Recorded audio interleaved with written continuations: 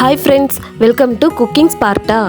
இன்னைக்கு ரொம்ப டேஸ்டியான எக் மசாலா எப்படி செய்யறதுன்னு பார்க்கலாம். இந்த எக் மசாலா சிம்பிளான இன்கிரிடியன்ஸை வச்சு ரொம்ப ஈஸியாக செஞ்சிடலாங்க. இந்த எக் மசாலா சாதம், சப்பாத்தி, பூரி, இட்லி, தோசை கூட வச்சு சாப்பிட்டா ரொம்ப டேஸ்ட்டாக இருக்குங்க. வாங்க வீடியோக்குள்ளே போகலாம். ஃபஸ்ட்டு ஸ்டவ் ஆன் பண்ணி கடாயை அடுப்பில் வச்சு கடாய் சூடானதும் 3 டேபிள் ஸ்பூன் எண்ணெய் சேர்த்துக்கலாம். எண்ணெய் சூடானதும் 1 டேபிள் ஸ்பூன் சீரகம், 1 டேபிள் ஸ்பூன் மிளகு, பொடி பொடியாக கட் பண்ணி வச்சுருக்கிற மீடியம் சைஸ் 3 பெரிய வெங்காயம், 1 பச்சை மிளகாய் எல்லாத்தையும் சேர்த்து நல்லா ஃப்ரை பண்ணிக்கலாம். மிளகு சீரகம் அதிகமாக யூஸ் பண்ணி செய்கிறதால இந்த முட்டை மசாலா ரொம்ப டேஸ்ட்டாக இருக்குங்க. ஆனியன் நல்லா கோல்டன் ப்ரௌன் ஆகுற வரைக்கும் ஃப்ரை பண்ணிக்கலாம். அடுத்து கட் பண்ணி வச்சுருக்கிற 1 தக்காளி ஆட் பண்ணிக்கலாம். இப்போது எல்லாத்தையும் நல்லா வதக்கிக்கலாம். எல்லாம் நல்லா வதங்கினதுக்கு அப்புறமா ஸ்டவ்வை ஆஃப் பண்ணி ஆற விடலாம். நல்லா ஆறுனதுக்கு அப்புறமா ஒரு மிக்ஸி ஜாரில் ட்ரான்ஸ்ஃபர் பண்ணி எல்லாத்தையும் நல்லா நைஸாக அரைச்சிக்கலாம். மறுபடியும் ஸ்டவ்வை ஆன் பண்ணி 2 டேபிள் ஸ்பூன் எண்ணெய் சேர்த்துக்கலாம். அடுத்து 1/4 டீஸ்பூன் மஞ்சத்தூள், 1/2 டீஸ்பூன் மிளகாத்தூள், 1/2 டீஸ்பூன் மல்லித்தூள், கொஞ்சம் உப்பு, கொஞ்சம் கருவேப்பிலை எல்லாத்தையும் சேர்த்து நல்லா மிக்ஸ் பண்ணிக்கலாம். 5 முட்டையை வேக வச்சு தோலுரிச்சு இந்த மாதிரி எடுத்து வச்சுருக்கேங்க. முட்டையை இந்த மாதிரி 4 பக்கமும் லைட்டாக கீறி விட்டு கடாயில் ஆட் பண்ணிக்கலாம்.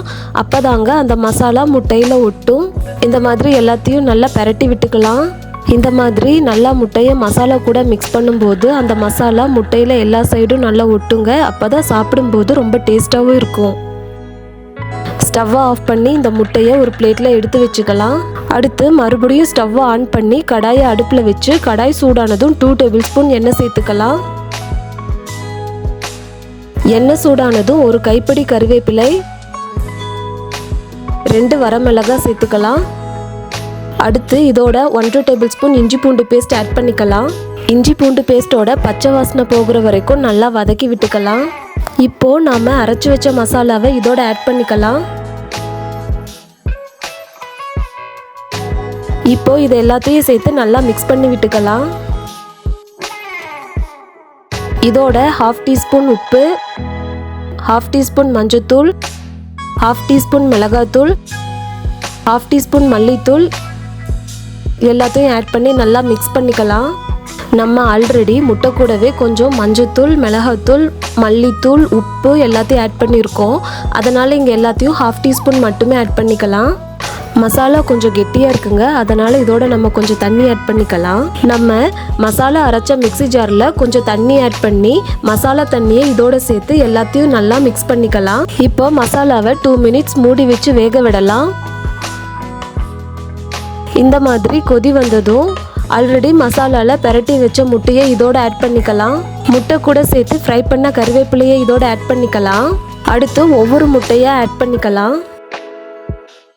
இப்போ எல்லாத்தையும் நல்லா மிக்ஸ் பண்ணிக்கலாம். இந்த கிரேவி கூட முட்டை நல்லா ஒட்டணும், அதனால் எல்லாத்தையும் நல்லா மிக்ஸ் பண்ணி விட்டுக்கலாம். கடைசியாக கொத்தமல்லி தூவி அடுப்பை ஆஃப் பண்ணிடலாம். கமகமன்னு வாசனையோட எக் மசாலா ரெடி.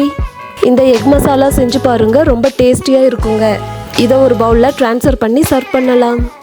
நீங்கள் செஞ்சு பார்த்துட்டு உங்கள் ஃபீட்பேக்கை கமெண்ட் பாக்ஸில் சொல்லுங்கள்.